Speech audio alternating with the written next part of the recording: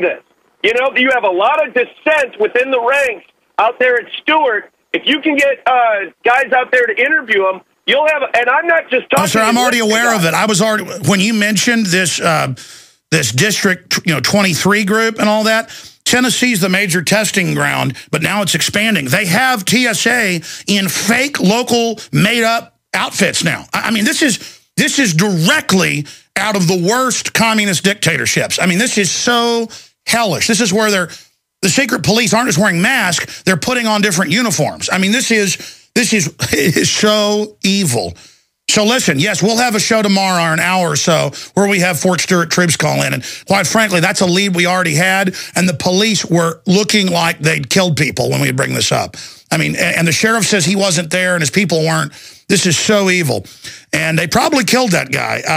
Anything else? I mean, are they saying the military killed him, or are they just saying they were there? All of it, like I said, this is from the wife. I'm related to the wife of this soldier. They were deployed.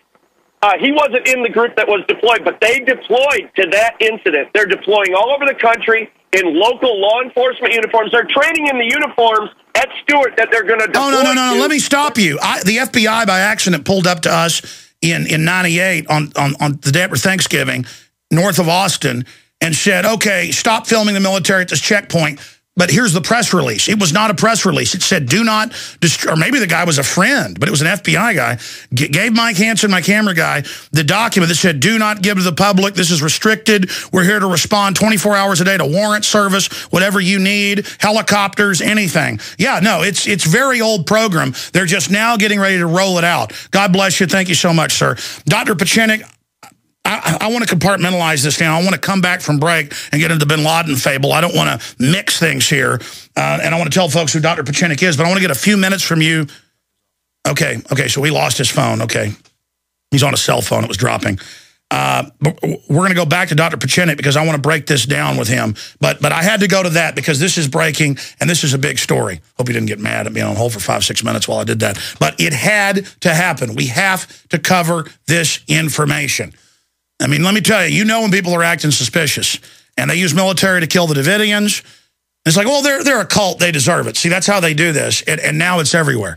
And they're planning to use the military in local police uniforms to take out people. And this is so evil. It's so illegal. It's so off the charts. Now, let me do this now. I'm going to clear the phones out for military to call in about the bin Laden fable. But you'll have to hold a little bit while Pachenik breaks it down, and then we'll do that. But the toll-free number to join us is 800-259-9231, 800-259-9231. But I want to shift gears as we go to break here, and I want to play this video of Luke Rudkowski, Obama information czar, confronted over banned conspiracy theories paper. This is a big, big deal. Claims to have no memory of saying free speech should be taxed. But then we have the links in our article and in the video to where he wrote papers for the University of Chicago and also Harvard just in 2008 before he got in as the regulations are saying this. Do we have that tape? Okay, let's go ahead and roll that right now. Here it is. My name is Bill DeBerg from Brooklyn College, and I know you wrote many articles, but I think the most telling one about you is the 2008 one called Conspiracy Theories, where you openly advocated government agents infiltrate activist groups of 9/11 Truth and also stifle dissent online. I was wondering, why do you think it's the government's job, or why do you think the government should go after family members who have questions about 9/11, responders who are lied to about the air, survivors whose testimony commits, and also government whistleblowers that were gagged because they released information that contradicts the official story? Why do you think the government should do that? I think, as Ricky said, I've written hundreds of articles, and I remember some and not others. That one I don't remember very well. I hope I didn't say that.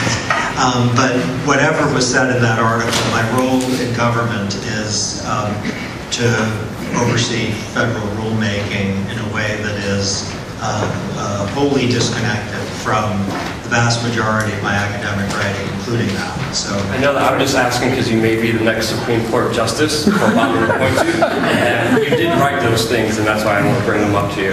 So all I can say is there are a lot of things that I've written, I guess, and there are even more things I've said to have written. I may agree with some of the things I've written, but I'm not exactly sure. I focus on what my boss wants me to do.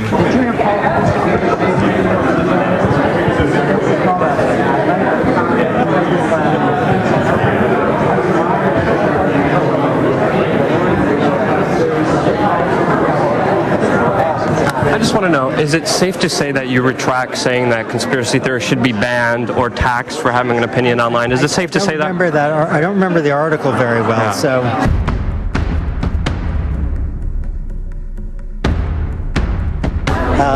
I hope I didn't say either of those things. Wait, you did, and it's written. Do you retract them? I'm focused on my job. So you're not retracting that? Do you still believe that? Do you still believe that people shouldn't have freedom of speech? Thanks so much. Yeah, I'm happy to talk about this, by the way. I can go on the record. He's the man who wrote about it. So Cass, do you still believe in the Joseph Goebbels approach? Please don't. I'm asking a question. I know, but you're. I'm asking a question. Just, It's the job of a journalist to ask questions. Give a book, sir. Okay, go get your book, sir. A little over a year ago, I began to do a lot of... By the way, we have a special guest tomorrow. I'm just going to leave it at that as a surprise. But a guest we've never had on the show before. Ira Hayes.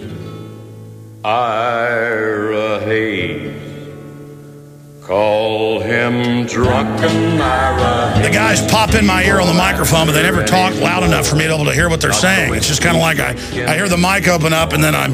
By the way, Steve Pachinik, which is just classic, he is such a character. He's like, I don't want to talk about a chicken farmer. I'm here to talk about bin Laden, so have me on another time. I'm like, okay. He's like, this is big stuff. But then it is big that they've got troops confirmed running around in police uniforms. I know that's true. And I know they send them to people's houses they see that are high threat to take out the enemy. That's the American people. And that is about as big a news as it gets. And so I went into a whole rant about that. But we'll try to get Steve Pachinik on tomorrow or the next day. And because I know Steve's listening. He's a great guy. He certainly is a character. And I wanted to get his breakdown on bin Laden and take your calls on that subject. And I'm still going to do it. I want to hear from military who've been in Afghanistan. Do you buy the bin Laden story? And do you like what Obama is doing with this story?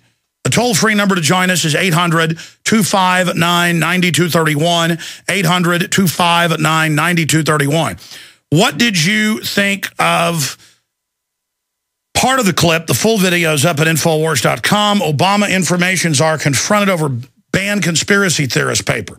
He wrote this in 2008, wrote 2 of them. It's on record. He's talked about it before, but suddenly he's got amnesia. He won't retract it, but he won't say that he wrote it. That's part of the total disdain.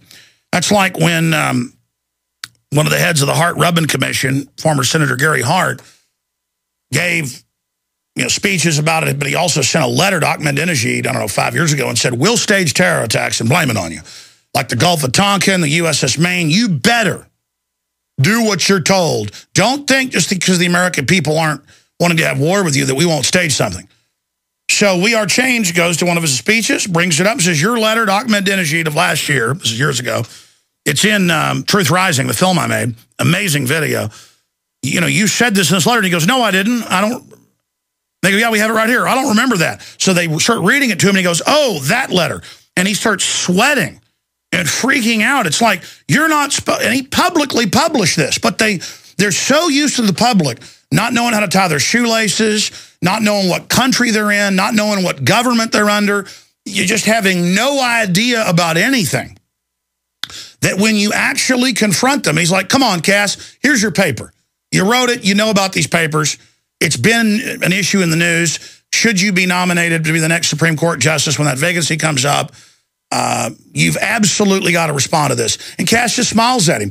It's like, listen, dog meat, I'm your God. I control reality. Remember the quote of Karl Rove? He's talking to the New York Times, Washington Post, and other reporters at the cocktail party. And they said, come on, you know there's no WMDs. You guys lied on purpose.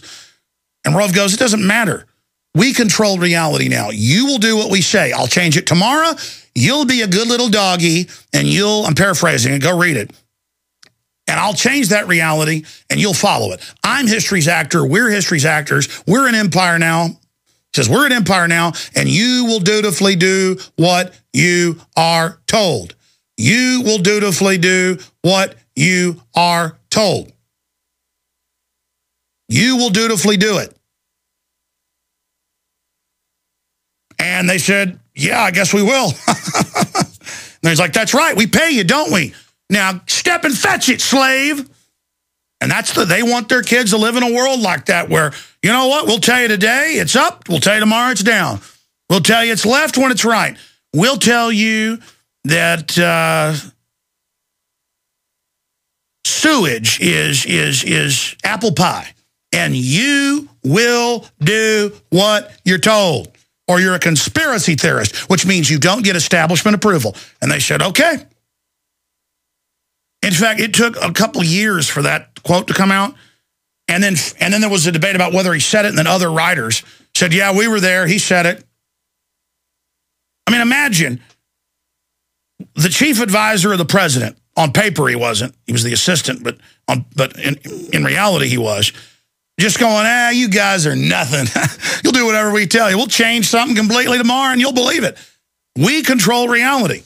And you know what? When you get the public, that's like O'Brien when he's torturing Winston in 1984. He says, you don't think our scientists can come up with mathematics to show that there is no gravity, but still have another set to have gravity to navigate ships and aircraft? You don't think we can't do that, Winston? We can, and we probably will. It's all about destroying reality, Winston. Now, I'm going to torture you some more, pal, till you get that straight to your little noggin. Because we control reality. And the general public's like, you bet. Karl Rove says jumping into a meat grinder is good for you. We'll do it. Because we like to be patted on the head by the mainstream media. We're on the march.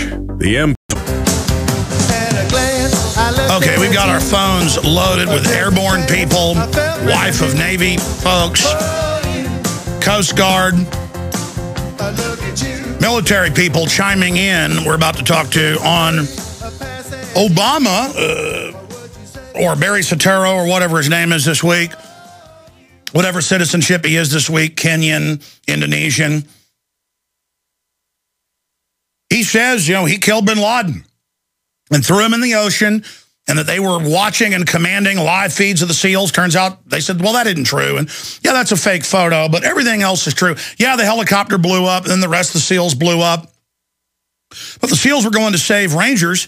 Oh, but they weren't going to save Rangers. But Pat Tillman was charging al-Qaeda. Oh, actually, we had him killed. Oh. But Jessica Lynch was saving people. Oh, that was fake, too, and people died. Once they got back to the U.S. because they wouldn't go along with it, they got killed, assassinated. Oh, there's nothing going on. Then people say, well, why are you still alive, Alex? Because I'm a public figure. And because if they kill me, it will make a big issue out of it. But they might. And I'll tell you, I'm not looking forward to that. But this is Obama's re-election strategy. And he said